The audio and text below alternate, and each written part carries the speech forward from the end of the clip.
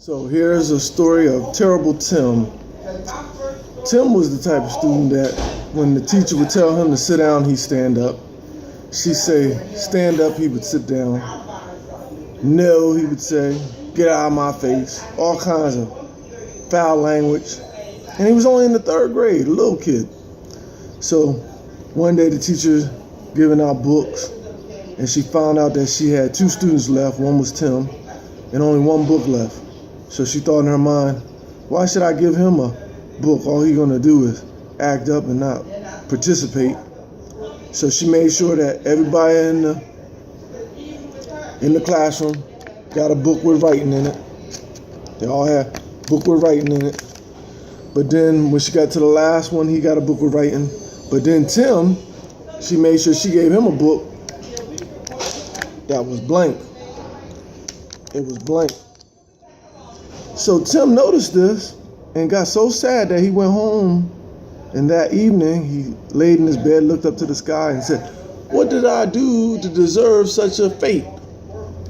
And then a video played back in his mind of him tying the shoelaces of the person in front of him so they get up and fall and hit their head, of him saying, no, no, and telling people to get out his face. All that rewound and played back in his memory. So the next day, the teacher walks into the room and a little kid says, good morning, ma'am. And she says, hi, Tim.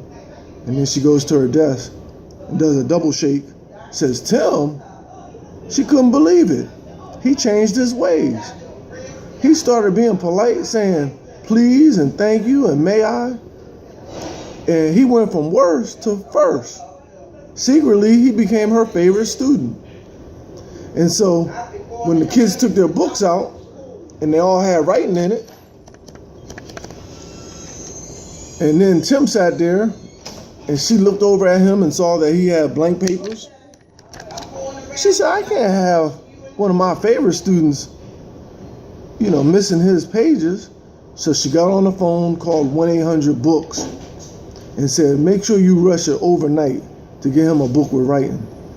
So the next day, Tim came into school, and he was elated to find out that now his book had writing in it. And so he no longer had to worry about having a book that had no writing in it. Now, with Tim being a little kid in the 3rd grade, even though he was getting older, when she would say color, she noticed that he still couldn't color within the lines. So her being in her late 20s, she decided to do something for him. Guess what she decided to do for Tim? She got his crayons and she decided to color for him.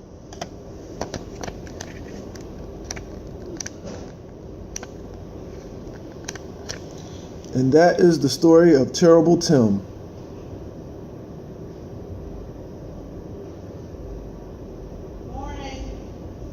Good morning, teacher.